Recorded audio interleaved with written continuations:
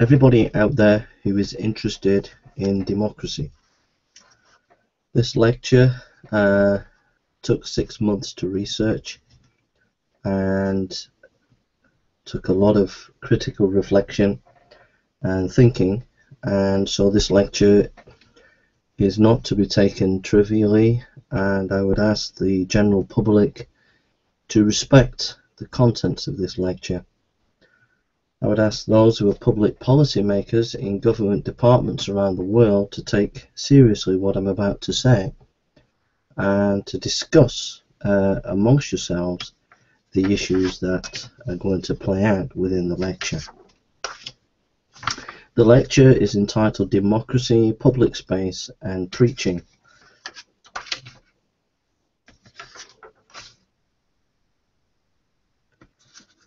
We begin the lecture.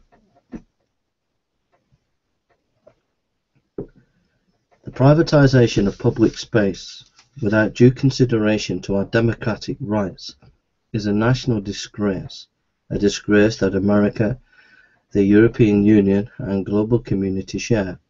The failure to provide clear guidance how our democratic rights relate to public-private ownership space reveals a systematic failure of our political leadership both in local government and national government and international affairs. There needs to be urgent corrective where private enterprises take control of public space. The democratic rights of the local people should be returned. A new creative vision needs to be applied to public space when it is returned. That vision should work with private enterprise as it does bring economic benefits to local people. But private enterprise should work alongside democratic rights. Local government has to have a two-way plan. That plan should be to encourage business to partner with public bodies in the area of public space so that city town centres are helped to develop economically, but also to see that's only part of the picture, but to protect democratic rights of that land and to encourage all communities to take ownership of that land in the exercise of their democratic rights. Those rights being free speech, the right to assemble and religious conscience. When public space is returned, there needs to be a return to a classical view of democracy advocated by John Stuart Mill in his book Liberty.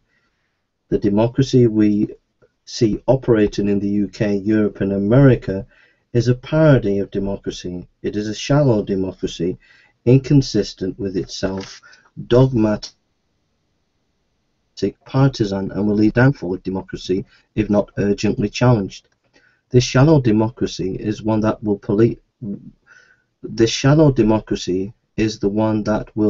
police this public space, and it is not fit to do so. We need a more robust and fair interpretation of our democratic documents, and John Stuart Mill can help us. All those who love and believe in democracy must stand together as one and fight all anti-democratic forces to return public space back to the people. It is the greatest battle we have to face since the Second World War. Next, confrontation and humiliation. I regard Middleton Town Council and Middleton Town Centre Management Company, also Middleton Police, as excellent bodies who do good work, but failed in many areas to protect democracy. How I came to these conclusions was over a period of 2 weeks. I have never been interested in politics, only voting once, and I have never been in political agitation. I'm at heart an old-time gospel preacher of the mold of John Wesley and George Whitefield, more interested in saving souls than political activism. But when I was stopped from preaching in my local town centre, Middleton Town Gardens, on the grounds that the public land had been put in contract with private companies, I was shocked. Shocked that the police, the council and the company all failed to inform me of my democratic rights and failed to see the democratic rights of Middleton people have been taken away. I was also shocked about myself that I did not understand my democratic rights. Also, except for the police, as they were impeccable, the company and the council made me feel I was not valued as a Christian and preacher. I felt duly humiliated. Next, ask not what the human right can do for you, but what you can do for the Human Rights Act. The Human Rights Act provides us all with certain freedoms. In Europe, it provides us with the freedom of thought, the freedom of religious conscience, and to express those beliefs, and finally the freedom to assemble. The intellectual, artistic, religious, and political freedoms of the people are assured. The Act is a good basis for democratic society. Yet my local officials fail to see the privatisation of Middleton Town Centre has taken away the peoples of Middleton's freedom. The problem is more compounded as the UK people show apathy towards these rights. Many feel the Human Rights Act is the meddling antics of Europe. Then you have the media who constantly snipe at the rights, reporting stories like the one about the prisoner who wanted his rights to porn magazines. Public bodies are no better, choosing to implement some rights of the Act, but lamentably failing to inform communities about these rights. What's more, they often fail to have ongoing training for their staff in the application and value of the Act. Then the Human Rights Act is constantly abused by people who apply it only selfishly. They fail to see, as Bernard Shaw said, with every right is a responsibility. Finally, you have the politicians. Some pat themselves on the back feeling all is well as we have these rights. They are full of presumption that democracy will always be. They have a collective amnesia as to the reasons why her sister act in Europe of 1948 came into being. That reason was never would Europe fall under tyranny again. Then you have the politicians who get ejaculation when the words Bill of Rights is muted. You have to walk before you can run. If the UK people cannot get excited in a document that treats all people with love and dignity, then they do not deserve a Bill of Rights. Bill of Rights politicians need to stop taking their Viagra of nationalism and get behind defending the Human Rights Act. In fact, all of us in the UK need to see it as a national emergency to defend the Human Rights Act and to apply it for the use of all our citizens and communities. It must be applied fairly. We all need to stop thinking my rights, but think our rights, their rights. The judiciary sees the problem of responsibility, but it needs to help in a national education program and judicial practice which encourage a more community responsible application of human rights. Next, public space and town management companies.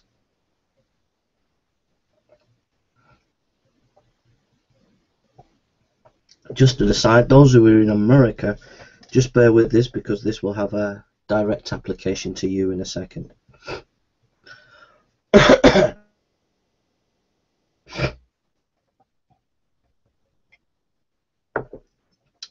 This leads on to the problem of town management companies. First, I would like to say that I do not wish to take away the rights of business. These management companies have brought economic life to our cities and town centres. However, what they give in economic renewal, they take away in democratic rights. The Middleton Town Centre Management Company is a partnership with local councils and companies. They have a strategy to renew Middleton Town Centre. So far, they have done a good job in bringing economic and social benefits to the Middleton people. But the space is no longer the people's. If they want to use the land, they have to pay. If they pay, they have to have insurance liability and are subject to the company's rules. The company have commercialized what they say as key parts of the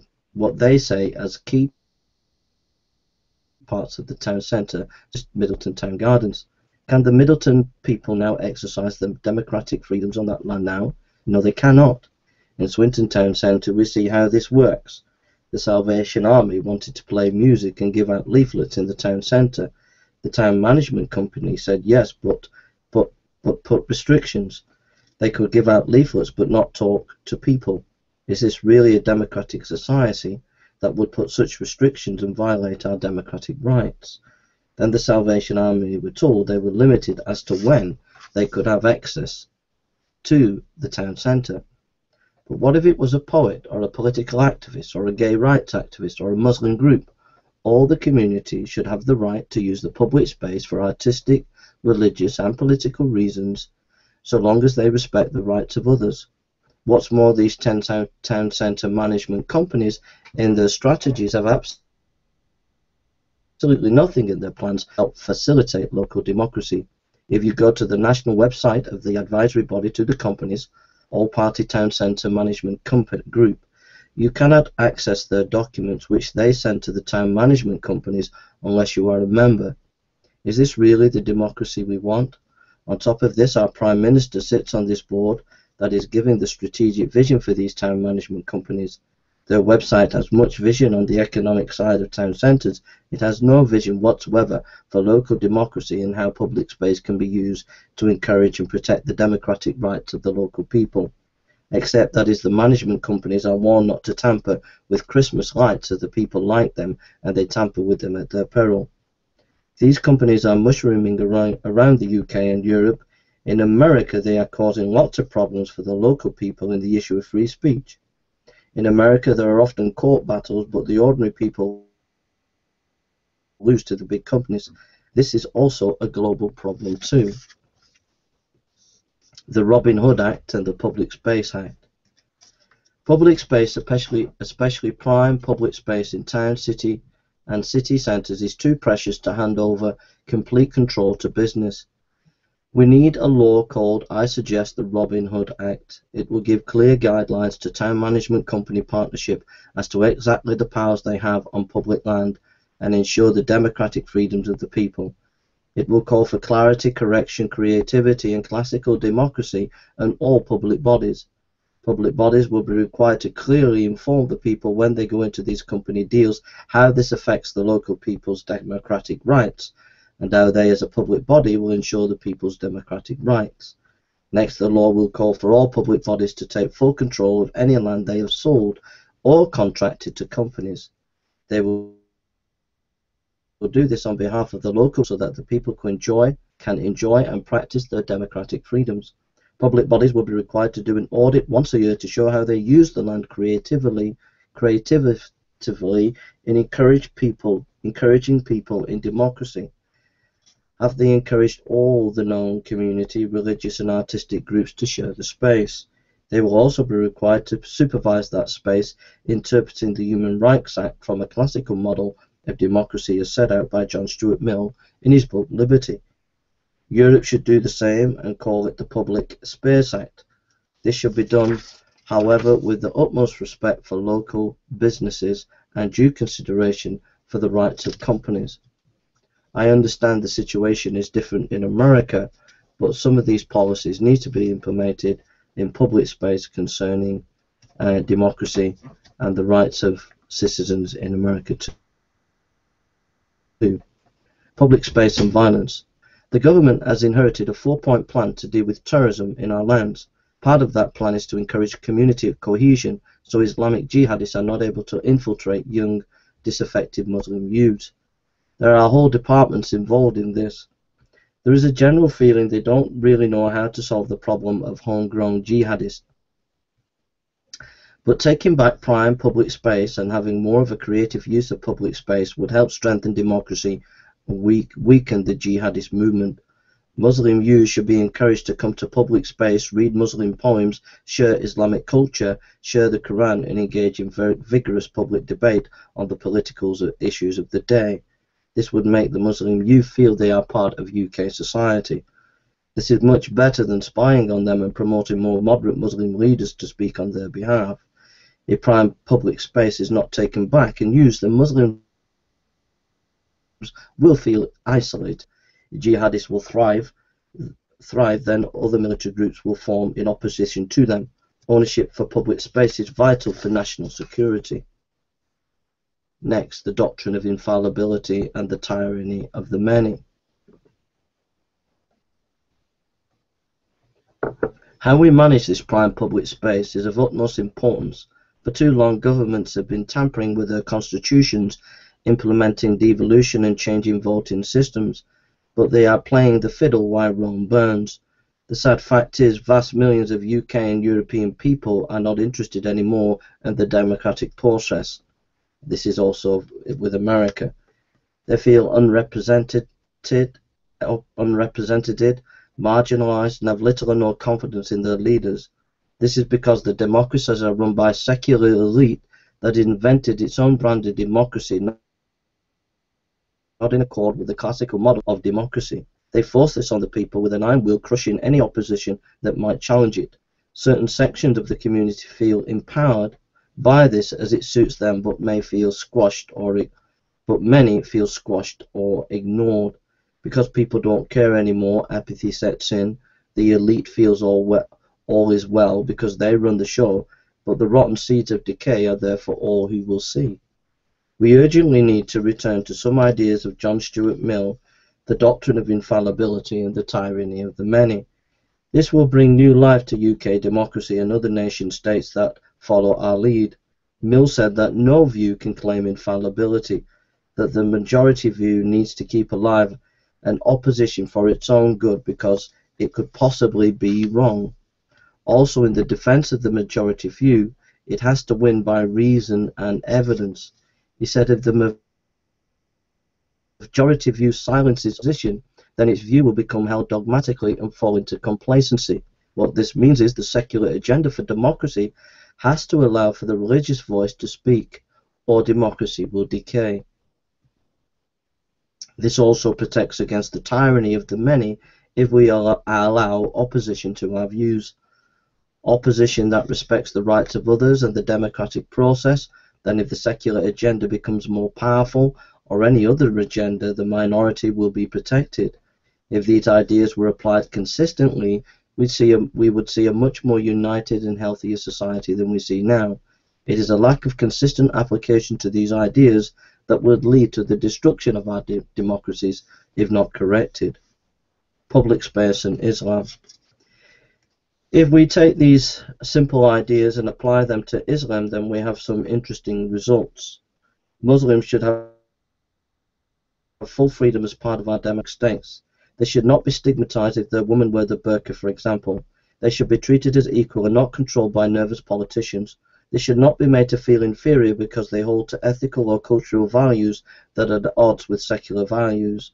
They should be encouraged to celebrate their faith and their public arena They should be encouraged to celebrate their faith and enter the public arena in lively, vigorous debate on all political and ethical issues of the time. They should be allowed to do it with pride and dignity. Such an attitude will spark flourishing of scholarly and artistic renaissance, the likes of which we have never seen. They should also be encouraged to exercise their freedoms in prime public space and Christianity. Christians in the UK are beginning to feel under siege. That also goes for Europe and America. They feel that their rights do not matter more. This means in the next 10 years you will have a hollow institutional churches with leaders who are ultra-moderate who do not speak for the majority of the Christian community. Many Christians will start to move into house churches away from the mainline churches that have capitulated to the secular agenda. Many evangelical leaders sense this is going to happen. If tens of thousands of Christians go underground, this will speak the death knell of democracy, for a strong opposing voice has been silenced. More Orthodox Christian leaders need to step up to the mark and enter the public arena and debate the Christian view. They must do it even if the age does not want it. They must do it, and the secular defenders of a democracy need to listen even if the secular disagrees. For their ideas are not infallible. For the secular must defend its ideas by reason and evidence and not dogma. The secular must protect the minority, or its own voice will die by complacency.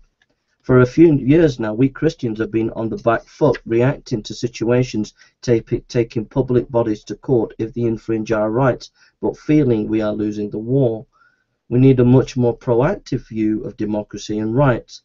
We must enter the public arena and fight for a better understanding of democracy than the one that has been fed us, an understanding that truly defends the rights of all. In defending other rights, we ensure our own rights. Part of that proactive strategy is to take back prime public space for all. Some may feel as Christians I have sold out to secularism. No, I hold to all-time Bible-believing Christianity. True democracy can be summed up in this: do unto others as you would have done to you. We also have a theological framework which our understanding of democracy built on public space and preaching. My ideas have direct impact on preaching, which I love. Preaching has had a history of 2,000 years. Preaching is at the very heart of Christianity. For a secular society to outlaw preaching, it would destroy a long history and be a powerful signal to the Christian community that they are not wanted. Street preachers represent that history and the whole Christian faith. They are seen in our land often by most as an irritant. Most would just wish they would go away. But as long as they show due respect for the people around them, they should be allowed to preach. Street preaching has been a means of powerful social upheaval for good. Characters do not fit the mold have come on the stage and upset the whole political and cultural realm. It happened in the time of John Wesley. Thousands of street preachers sprang up, and it led to a wonderful change in the moral tone of the nation. These street preachers, few they may be, but they are vital for a healthy democracy. People will have to debate with them. This will make them reason and give evidence. It will make them think. If the street preachers cannot give reason and evidence back, then public will move on and feel that they have just heard unadulterated dogma and not bother again. If the preachers give good reasons for their beliefs, it will have helped the secular opponents to at least understand why they believe their secular values. When Middleton Town Centre and other public spaces are taken back for the people, I hope people would begin to appreciate street preaching more as a vital component in a democratic society. You never know, but the nation might need street preachers once again in the future. Next, Frere journalism and the tradition. In order for public space to be taken back for all people, including Muslim and Christian and other groups that may feel alienated from the public process, in order to protect street preaching, we need a media that can handle the job. The reason why I've read stacks of essays and read John Stuart Mill these last few days and clarified my views is because a journalist made me feel I was a valued member of the democratic process. This journalist provides information on public issues for all sides so you can debate and have an informed choice. I find this liberating. Journalism is at the heart of a democracy. A weak press and a democracy will die. Journalism is in crisis for various economic and social reasons. Maybe one role it can play is to empower, to facilitate the powerless, to help them tell their stories, to provide. Journalists can help people tell their stories, to provide people with information from various shades of the political spectrum on any given issue, a kind of Frere pedagogy,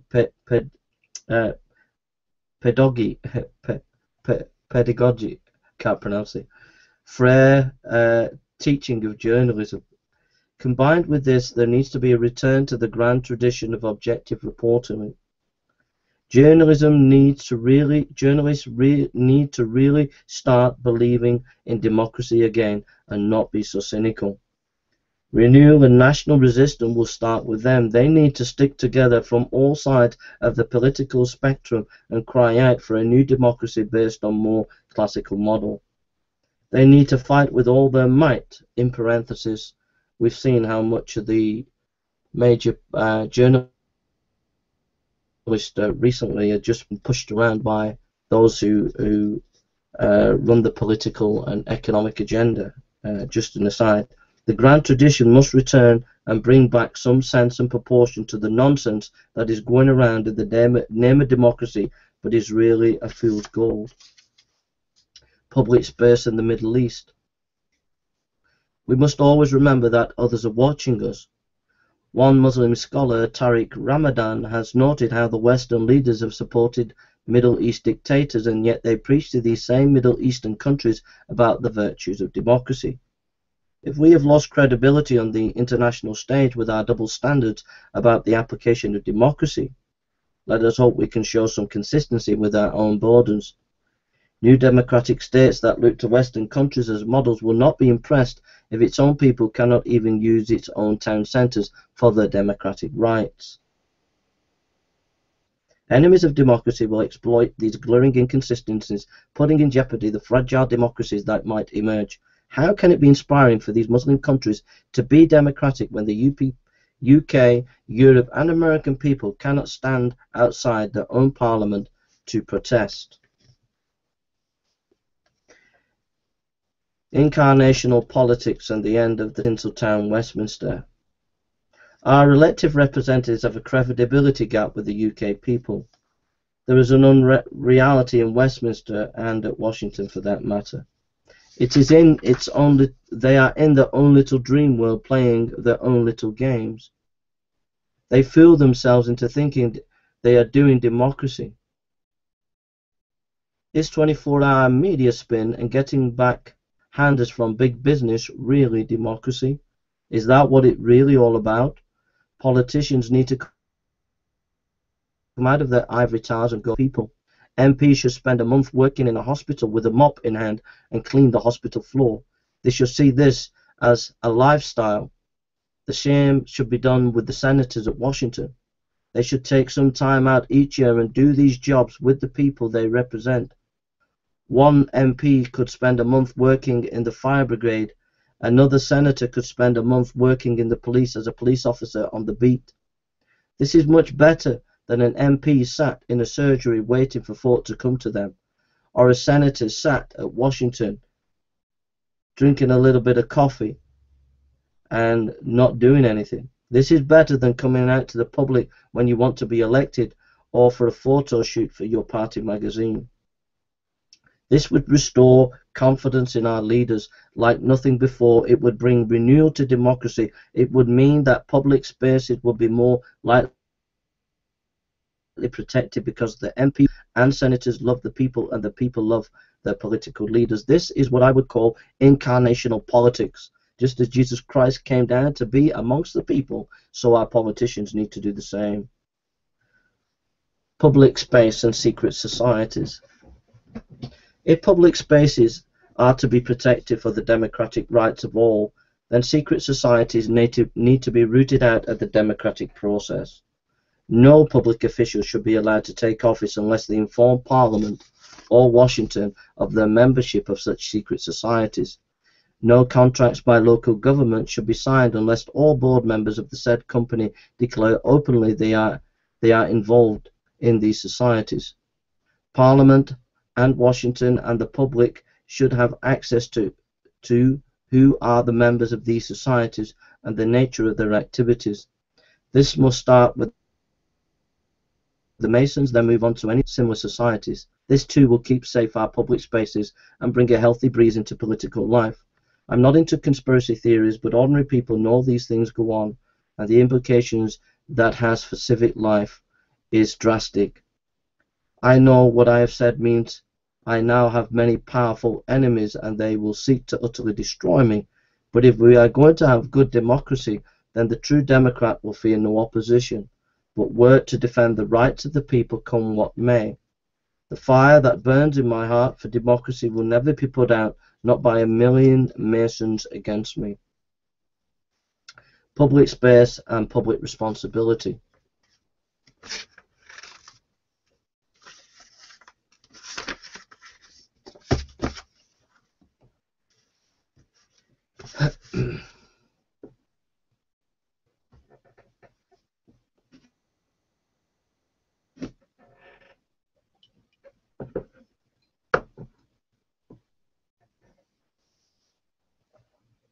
It should become second nature to everyone in our land that those who enjoy the freedoms of a democratic society must help in its protection. Every citizen needs to think of not only their own freedoms and pleasures, but think how their actions impact others. With these thoughts in mind, compulsory voting needs to be brought in so everyone has to vote who is able. This will make the apathetic see they have a responsibility to others. If a person does not vote, they should lose their benefits or tax breaks. Why should they enjoy the freedoms of the democratic society if they do not contribute in safeguarding democracy? If this compulsory voting is brought in, it would revolutionize our democracy, as the educated elite will really have to listen be confronted with the new demands of the people. Collective responsibility needs to be seen in how we use public space. Those who get drunk at the weekend in their thousands are wasting valuable police and medical resources that could be used for the good of the community. I'm not saying these people should not enjoy themselves, but letting tens of thousands of young people stagger out of nightclubs, many causing a nuisance, is not fair to the rest of society who picks up the bill. Next, the far right, jihadist, anarchist and terrorist. Those groups who are interested in violence or the suppression of others by victimization must not be given any freedoms to express their ideas in public space. The burning of poppies or giving out jihadist materials should be banned. Is it right that law-abiding Christian preachers can't preach in their own town centres, yet jihadists can stand in the streets of London spewing out hate to our armed forces and threatening the overthrow of our nation? You only have freedom if you take responsibility. That is what we say to the jihadists. The same goes for the far-right activist and the anarchist. It is also to be remembered, if we have ex-terrorists in government, we have democracy with a gun put to our heads. They are happy at present as they suck the milk from the breast of government money, but when the milk runs out, these terrorists will stamp their feet and turn back to their guns. We must proceed with due diligence at all times. That's just a little dig at the IRA. Next, the vulnerable of our society. Collective responsibility means we want to protect the elderly and the mentally ill and any of the people who are vulnerable. This means we want them to feel equal partners. We need to put on more events for them in our town centres. We want to see more elderly getting out and enjoying their town centres. We want to see more mentally ill taken out on trips into the town centres, not shut away as if they are outcasts who nobody wants. We want this for the vulnerable groups. A word to corporate business and the judiciary. Big business needs to realise they are agents of democracy. They should take more of the financial deficit in our country. They cannot expect to have profits and then push all the financial problems onto the public. The public can't take the strain, cracks will appear. You need to stop trying to dominate public space, but empower it for the democratic, economic and social good of all. The judiciary also needs to take responsibility. It should stay vigilant and make sure it preserves the right balance between democratic freedoms and the rights of companies. It also should discourage the me litigation suits and promote more us approach to the law. It should simplify its procedures, give stiff penalties to criminals who are clearly intended to go on a life of crime. When a person has burgled a house, it should be seen as an emotional rape, and the burglar should get a prison sentence. Such an attitude would sweep away juvenile crime and make the public feel safe once again in our town centres. Also, if I take Middleton Town Council or the UK government to court, I want to know I can trust the legal system and not feel those who have more power than me can wiggle out of the situation by legal loopholes. Public service, be proud in what you do. The police, nurses, teachers, fire brigade and the army, an army of public servants feel undervalued and under siege. There is a culture of silence. Public servants are being pushed by managers to hit targets and follow government guidelines to the point public servants are bullied where they can't give the quality of service to the public they so much want to give. What this means is a lack of self-esteem creeps into local councils, which make them feel they can't do the job, so they hand over leadership to company partnerships. There has to be a culture change where the public speak out and insist on giving the quality of service needed to do the job. They must do so knowing the public is behind them. The good of all come first before targets. Finally, public servants should see that they are there for the community, not the community there for them. Too often our own people feel the town councils are dictatorial, who exercise power for themselves and not serving the people. This kind of attitude makes millions of UK citizens and American citizens feel they are visiting old-style communist officials rather than people who care about them. Blasphemy in the arts.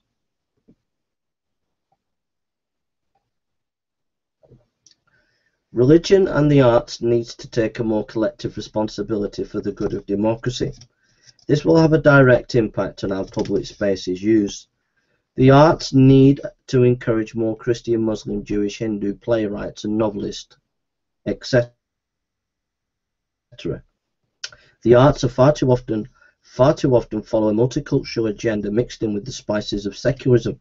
This means religious groups who have religious texts who interpret them in a literal way are sidelined in free artistic expression. For example, there is no national Christian playwright who represents at least 500,000 evangelical Christians in the UK. Failure to bring in Christians and other faith groups into the arts more will lead to those groups being alienated and stifle the creative interchange of opposing ideas. Having drama groups where Jews, Muslims, Christian playwrights meet together with secular playwrights will foster understanding and national unity. Just in parenthesis, those who think that I don't understand secularism, because those who are hearing me talk about secularism will think, well, secularism is about allowing religious people to have freedom. But as Jürgen Habermas has noted, secularism has been dogmatic in trying to control religious fundamentalism, i.e. Christian fundamentalism in the West. And it's simply not true to say that secularism has no agenda. Secularism has an agenda, and has an agenda to silence any voice that challenges it. And the Christian worldview in the West has definitely been silenced by the secular bigots of today. That's a parenthesis. So, having drama groups where Jews, Muslims, and Christian playwrights meet with secular playwrights will foster understanding and national unity. The arts need to think twice when it tackles religious topics, making sure it is sensitive to the religion it challenges. Creative freedom comes with responsibility to others.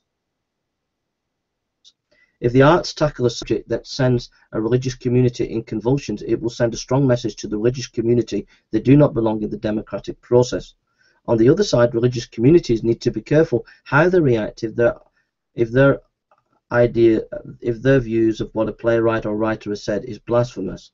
They should try to assess if the artist is sincere in their challenge and be duly sensitive to their beliefs. If they feel their cherished belief is being desecrated, then they should not react violently. They should recourse to the law. Then if they do not get satisfaction, they should engage in passive civil disobedience. They should go on a march, go on a hunger strike, or sit outside Parliament and refuse to move unless the piece of art is removed from the public domain. This will promote peace and understanding in our town centres. Next, the dying art of debate. The art of true debate is dying in our culture, which has a direct impact on public space and democracy. John Stuart Mill talks about listening to your opponent and getting all the threatening, sorry, I think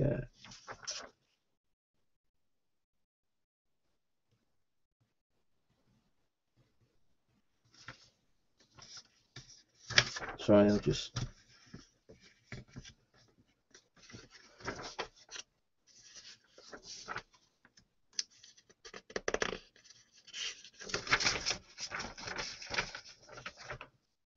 we will get there. Sorry about this.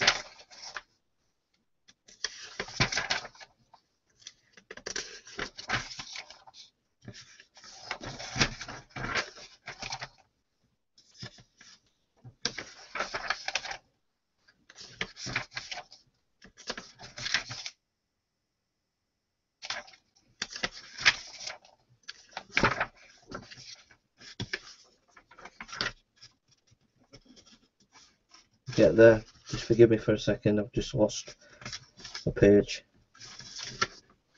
I think I've said most of what I wanted to say.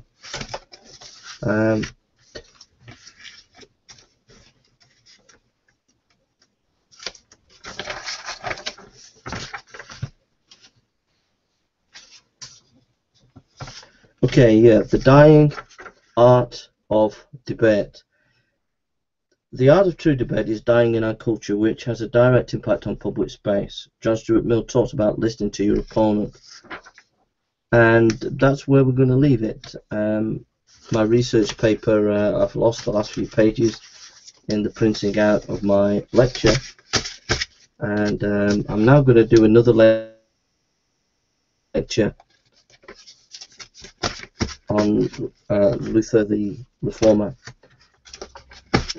But the issue of debate, it's important because I think that too much rhetoric is involved at the moment, both in the media and on multimedia platforms. There needs to be more vigorous academic discussion and debate where multiplicity of views are allowed to be listened to in the public space. And very often what you get is certain voices in the media are sidelined, are not given an opportunity. Discussions are not free and flowing, they're often controlled, and there needs to be a much more respectful engagement with each other people's opinions and ideas, especially on the internet as well. So that's my lecture. It's called Democracy, Public Space and Preaching. You might not agree with everything that I've said, and I understand that. Some of the ideas that I've come out with might seem radical. Some of the ideas you might react from the political left or the political right.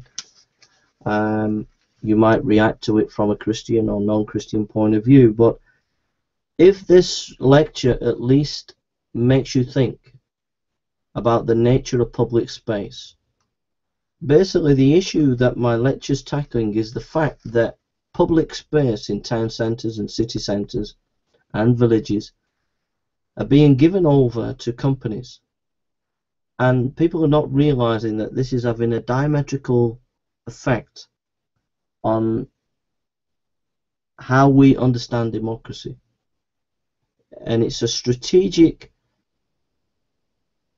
problem that needs to be addressed. The commercialization of public space, where that space was used for debate, discussion, preaching, the arts, once you commercialize that, then you've taken away the heart of democracy. And that's what I was trying to get at. I was trying to give a new vision of public space. There are town centres, there are city centres. Manchester City Centre is an example that are doing an excellent job and have avoided the commercialisation of public space, and have allowed much more of a creative interplay in public space, and they've done an excellent job in my own city. But there are many cities and towns around the world today, not just in America or Europe, but around the world, that the politicians have sold out. They've actually sold the rights of the town centres and city centres to big business, and along with that you lose the democratic rights of free speech and all the rest of it. And my lecture, Democracy, Public Space and Preaching, is really to challenge people to think about the whole issue of democracy and public space, and to think about it, and if it promotes discussion and debate, if it encourages people to write PhDs on it, if it encourages journalists to do things, artists, preachers, politicians, if just a few people respond to my lecture, then I would have been really pleased. So thank you for listening, and God bless you all. Please leave your comments, and take care.